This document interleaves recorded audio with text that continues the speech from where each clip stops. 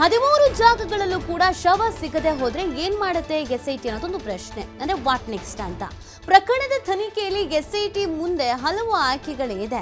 ಜಾಗ ಹುಡುಕಾಟದ ಮರು ವಿಮರ್ಶೆ ಮಾಡಬೇಕಾದ ಸಾಧ್ಯತೆ ಇದೆ. ಎಲ್ಲ 13 ಜಾಗಗಳ ಸುತ್ತಮುತ್ತ ಹುಡುಕಾಟ ನಡೆಸುವ ಸಾಧ್ಯತೆ ಇದೆ. ನೂರಾರು ಶವಗಳನ್ನು ಹೂತಿದ್ದಾನೆ ಎಂದಿದ್ದ ದೂರುದಾರ. ಹೀಗಾಗಿ ಮತ್ತಷ್ಟು ಜಾಗಗಳನ್ನು ಗುರುತಿಸುವ ಸಾಧ್ಯತೆ ಇದೆ. 13 ಜಾಗದ ಹೊರತಾಗಿಯೂ ಬೇರೆ ಜಾಗಗಳನ್ನು ಗುರುತಿಸೋಕೆ ಅವಕಾಶ ಇದೆ. ಹಾಗೇನೆ GPR ಬಳಸಿ ಶೋಧವನ್ನು ನಡೆಸಬಹುದಾದ ಸಾಧ್ಯತೆ ಇದೆ. ತಜ್ಞರು ಕಾನೂನು ಸಲಹೆಯನ್ನು ಪಡೆದು ಎಸ್ಐಟಿ ಮುಂದುವರಿಯಬಹುದಾದ ಸಾಧ್ಯತೆ ಇದೆ. ಮಾಹಿತಿ ನೀಡಿದ ದೂರುದಾರನ ಮೇಲೇನೆ ಕ್ರಮ ಕೈಗೊಳ್ಳಲಾಗುತ್ತೆ ಎಸ್ಐಟಿ ಅನ್ನೋದೊಂದು ಪ್ರಶ್ನೆ ಇರುವಂಥದ್ದು. ಮಾಹಿತಿ ನೀಡಿದಾನಲ್ಲ ದೂರುದಾರ, ಆತನ ಮೇಲೆಗೆ ಏನಾದರೂ ಕ್ರಮ ಕೈಗೊಳ್ಳಬಹುದಾ? ಅಂದರೆ ಆತ ಸುಳ್ಳು ಹೇಳಿದ್ದಾನೆ, ಈ ಇಡೀ ಪ್ರಕರಣದ ಹಾದಿ ತಪ್ಪಿಸ್ಬಿಟ್ಟಿದ್ದಾನೆ, ಈ ಥರದ್ದು ಏನಾದರೂ ಆತನ ಮೇಲೆಗೆ ಅನುಮಾನ ಬರುತ್ತಾ ಅನ್ನೋದೊಂದು ಪ್ರಶ್ನೆ ಇದೆ. ಡೀಟೇಲ್ಸನ್ನು ನೀಡ್ತಾ ಇದ್ರು ನಮ್ಮ ಪ್ರತಿನಿಧಿ ಆದಿತ್ಯ. ಈಗ ವಾಟ್ ನೆಕ್ಸ್ಟ್ ಅನ್ನೋದ್ರ ಬಗ್ಗೆ ನೀವು ವಿಶ್ಲೇಷಣೆ ಮಾಡ್ತಾ ಇದ್ರಿ, ಜೊತೆಗೆ ಏನೇನು ಆಪ್ಷನ್ಸ್ ಇದೆ ಅನ್ನೋದ್ರ ಬಗ್ಗೆ ಕೂಡ ನಾವು ನೋಡ್ತಾ ಇದ್ವಿ. ಬಟ್ ಇಲ್ಲಿ ನಾವು ಇನ್ನೊಂದು ನೆನಪಿಸ್ಕೊಳ್ಬೇಕಾಗಿರೋದು, ನಿನ್ನೆ ಸಿಕ್ಕಂಥ ಮಾಹಿತಿ ಪ್ರಕಾರ ಮೊದಲ ಜಾಗದಲ್ಲಿ ಒಂದು ಡೆಬಿಟ್ ಕಾರ್ಡು, ಪ್ಯಾನ್ ಕಾರ್ಡು ಈ ಥರದ್ದೇನೋ ಸಿಕ್ಕಿದೆ ಅನ್ನೋದನ್ನು ಹೇಳ್ತಾ ಇದ್ರು. ಸೊ ಅದಕ್ಕೆ ಸಂಬಂಧಪಟ್ಟಂತೆ ತನಿಖೆ ಏನಾದರೂ ನಡೀತಾ ಇದೆಯಾ ಅಂತಂದರೆ ಅದು ಕೂಡ ಒಂದು ಮೇನ್ ಲೀಡ್ ಅಲ್ವಾ. ಆ ವ್ಯಕ್ತಿ ಏನಾದರೂ ಬದುಕಿದ್ರೆ ಫೈನ್, ಆತನ ಆಧಾರ್ ಕಾರ್ಡು, ಪ್ಯಾನ್ ಕಾರ್ಡು ಇಲ್ಲಿಗೆ ಯಾಕೆ ಬಂತು ಅನ್ನೋದು. ಅಕಸ್ಮಾತ್ ಆತ ಏನಾದರೂ ಸಾವನ್ನಪ್ಪಿದ್ರೆ ಅದು ಸಹಜ ಸಾವೋ ಅಸಹಜ ಸಾವೋ ಕಣ್ಮರೆ ಆಗಿದ್ದಾನೋ ಇದು ಕೂಡ ಇಂಪಾರ್ಟೆಂಟ್ ಆಗುತ್ತೆ. ಏನೂ ಸಿಕ್ಕೇ ಇಲ್ಲ ಅಂತ ಹೇಳ್ತಿದ್ದೀವಿ ಬಿಕಾಸ್ ಅಸ್ಥಿ ಪಂಜರ ಸಿಕ್ಕಿಲ್ಲ ಅಂತ, ಬಟ್ ಏನೋ ಒಂದಷ್ಟು ಐಟಮ್ಸ್ಗಳಲ್ಲಿ ಸಿಕ್ಕಿದೆ ಅನ್ನೋದು ಕೂಡ ನಿನ್ನೆ ಗೊತ್ತಾಗಿತ್ತು. ಸೊ ಹಾಗಾಗಿ ಆ ತನಿಖೆ ಪ್ಯಾರಲಲ್ ಹೇಗೆ ನಡೀತಾ ಇದೆ. ನಿನ್ನೆ ಪ್ರಣವ್ ಮೊಹಂತಿ ಅವ್ರಿಗೇನಾದರೂ ಈ ಅನಾಮಧೇಯ ವ್ಯಕ್ತಿಯನ್ನು ಏನಾದರೂ ತನಿಖೆ ಮಾಡಿದಾರಾ? ಅದ್ರ ಬಗ್ಗೆ ಏನಾದರೂ ಮಾಹಿತಿ ಇದೆಯಾ? ಅಂದರೆ ಆತನನ್ನು ಪ್ರಶ್ನೆ ಮಾಡಿರೋದು ಆ ಥರದ್ದು ಏನಾದರೂ ನಡೆದಿದೆಯಾ? ಆತ ಏನಾದರೂ ಮೊಹಂತಿಯವರ ಬಳಿ ಸಾಕಷ್ಟು ವಿಚಾರವನ್ನು ಪ್ರಸ್ತಾಪಿಸಿರೋದು, ಈ ಬಗ್ಗೆ ಏನಾದರೂ ಅಪ್ಡೇಟ್ ಇದೆಯಾ ಆದಿತ್ಯ? ನೀತಿ ಹೌದು. ನಿನ್ನೆ ಅಂದರೆ ಮೊನ್ನೆ ಆಗದಂಥ ಸಂದರ್ಭ ಅಲ್ಲಿ ಏನು ಸಿಕ್ಕಿಲ್ಲ ಅಂತ SIT ಹೇಳಿತ್ತು. ಆದರೆ ಆ ಬಳಿಕ ಅಲ್ಲೊಂದು 2 ಗುರುತಿನ ಚೀಟಿ ಪತ್ತೆಯಾಗಿರುವ ಕುರಿತಾಗಿಯೂ ಕೂಡ ಅಧಿಕೃತವಾಗಿ ಮಾಹಿತಿ ಸಿಕ್ಕಿದೆ. ಒಂದು ಪ್ಯಾನ್ ಕಾರ್ಡ್ ಮತ್ತು ಇನ್ನೊಂದು ಡೆಬಿಟ್ ಕಾರ್ಡ್ ಅಂತ.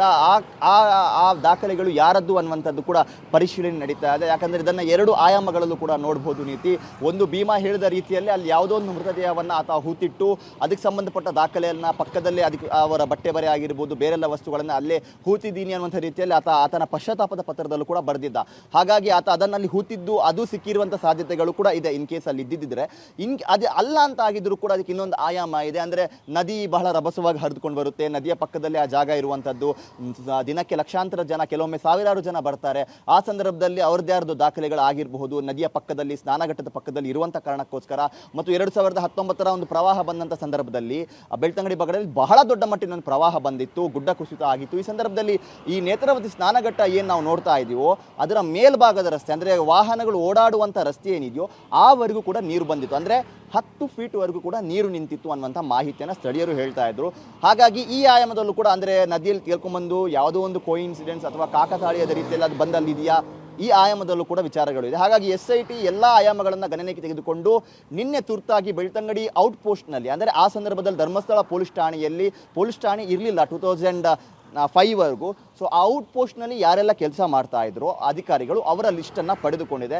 ಸೊ ಅವರನ್ನು ಪರಿಶೀಲನೆ ಮಾಡುವ, ತಪಾಸಣೆ ಮಾಡುವ ಸಾಧ್ಯತೆ. ಅಂದರೆ ಯಾವ ಆ್ಯಂಗಲಲ್ಲಿ ಅಂದರೆ ಈ ಥರ ಒಂದು ಡೆಬಿಟ್ ಕಾರ್ಡ್ ಸಿಕ್ಕಿದೆ, ಅದರಲ್ಲಿ ಒಬ್ಬ ಮಹಿಳೆಯ ಹೆಸರು ಇದೆ ಅಥವಾ ಪುರುಷನ ಹೆಸರು ಇದೆ.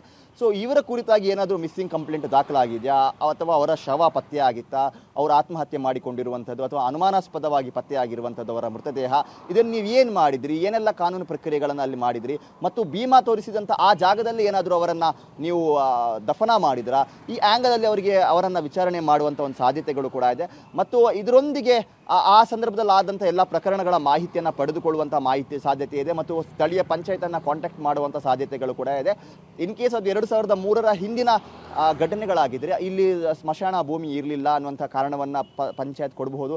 2003ರ ಬಳಿಕ ಆ ಒಂದು ಘಟನೆಗೆ ಸಂಬಂಧಪಟ್ಟ ಹಾಗೆ ಆ ಗುರುತಿನ ಚೀಟಿ ಸಿಕ್ಕಿದರೆ ಇಲ್ಲಿ ಸ್ಮಶಾನ ಅಧಿಕೃತವಾಗಿ ಇದ್ದಂಥ ಸಂದರ್ಭ ಯಾಕೆ ಅಲ್ಲಿ ದಫನ ಮಾಡಿದಿರಿ ಅನ್ನುವಂಥ ರೀತಿಯ ತನಿಖೆಗಳು ಕೂಡ ನಡೀಬಹುದು. ಸೊ ಇದೆಲ್ಲವೂ ಕೂಡ ಸಾರ್ವಜನಿಕ ವಲಯದಲ್ಲಿ ಕೇಳಿ ಬರ್ತಾ ಇರುವಂಥ ಆರೋಪಗಳು. ಇದೆಲ್ಲವನ್ನ ಗಣನೆಗೆ ತೆಗೆದುಕೊಂಡು, ಯಾಕಂದರೆ ಈ ಸುಜಾತ ಭಟ್ ಪರವಾದಂಥ ವಕೀಲರು ಕೂಡ ಈ ವಿಚಾರವನ್ನು ಮೆನ್ಷನ್ ಮಾಡಿದ್ದಾರೆ. ಒಂದು ಡೆಬಿಟ್ ಕಾರ್ಡು ಗುರುತಿನ ಚೀಟಿ ಸಿಕ್ಕಿದೆ, ಅದರ ಬಗ್ಗೆ SIT ತನಿಖೆ ಮಾಡಬೇಕು ಅನ್ನುವಂಥ ಕಾರಣಕ್ಕೋಸ್ಕರ. ಸೊ ಆ ಒಂದು ವಕೀಲರ ಒಂದು ವಾದ ಮತ್ತು ಅವರ ಒಂದು ಮನವಿಯ ಮೇರೆಗೆ SIT ಇದನ್ನು ಬಹಳ ಗಂಭೀರವಾಗಿ ಪರಿಗಣಿಸಿದೇ ಕೂಡ ಹೌದು. ಇಲ್ಲವಾದರೂ ಕೂಡ ಅವರು ಪರಿಗಣಿಸ್ತಾರೆ. ಸೊ ಅದರ ಹಿಂದೆ ಬಿದ್ದಿದ್ದಾರೆ. ಒಂದು ತಂಡವನ್ನು ಆ ಗುರುತಿನ ಚೀಟಿ ಏನು, ಯಾರದ್ದು, ಎಲ್ಲಿಂದ ಬಂತು, ಯಾರಿಗೆ ಸೇರಿದ್ದು, ಅವರು ಜೀವಂತವಾಗಿದ್ದಾರಾ, ಅಕಸ್ಮಾತ್ ಆಗಿ ಆಕಸ್ಮಿಕವಾಗಿ ಅದಲ್ಲಿ ಪತ್ತೆ ಆಯ್ತಾ ಅಥವಾ ಈತ ಮಾಡಿರುವಂಥ ಆರೋಪಕ್ಕೆ ಪೂರಕವಾಗಿರುವಂಥ ಒಂದು ಸಾಕ್ಷ್ಯನ ಅದು ಅನ್ನುವಂಥ ಆ್ಯಂಗಲಲ್ಲೂ ಕೂಡ ಈಗ ತನಿಖೆ ಮಾಡ್ತಾ ಇದ್ದಾರೆ ನೀತಿ. ಒಟ್ಟಾರೆಯಾಗಿ ಈಗ SIT ಈ ವಿಚಾರದ ಜೊತೆಗೆ ಮುಂದಕ್ಕೆ ಏನು ಮಾಡಬೇಕು ಅನ್ನೋಂಥದ್ರ ಕುರಿತಾಗಿ ಕೂಡ ಸಾಕಷ್ಟು ಪರಿಶೀಲನೆಯನ್ನು ಮಾಡಿದೆ. ಅನೇಕ ಕಾನೂನು ತಜ್ಞರ ಒಂದು ಸಲಹೆಯನ್ನು ಕೂಡ ಪಡೆದುಕೊಂಡಿದೆ. ಯಾಕಂದರೆ ಆತನ ಬ್ರೈನ್ ಮ್ಯಾಪಿಂಗು ನಾರ್ಕೋ ಅನಾಲಿಸಿಸ್ ಮಾಡಬೇಕು ಅಂತ ಹೇಳಿದ ಸಂದರ್ಭದಲ್ಲೂ ಕೂಡ ವಕೀಲರು ಏನು ಸಮ್ಮತಿಯನ್ನು ಸೂಚಿಸ್ತಾರೆ ಅಥವಾ ಆತ ಏನು ಅನುಮತಿಯನ್ನು ಕೊಡ್ತಾನೆ ಇದ್ರ ಮೇಲೆ ಅದು ಡಿಪೆಂಡ್ ಆಗುತ್ತೆ. ಸೊ ನಿನ್ನೆ ಒಂದು ಬಹಳ ದೊಡ್ಡ ಮಟ್ಟಿನ ಸಭೆ ನಡೆದಿದೆ. ಆ ಸಭೆಯ ಒಂದು ಪರಿಣಾಮಗಳು ಬಹುಶಃ ಇವತ್ತಿನ ಒಂದು ಕಾರ್ಯಾಚರಣೆಯಲ್ಲಿ ಕಾಣಿಸುವಂಥ ಎಲ್ಲ ಲಕ್ಷಣಗಳು ಕೂಡ ಕಾಣಿಸ್ತಾ ಇದೆ ನೀತಿ. ಫೈನ್, ಥ್ಯಾಂಕ್ ಯು ಆದಿತ್ಯ ತಮ್ಮೆಲ್ಲ ಡೀಟೇಲ್ಸ್ಗಾಗಿ. ಮಾಹಿತಿ ಸಿಕ್ಕಿರಲಿಲ್ಲ.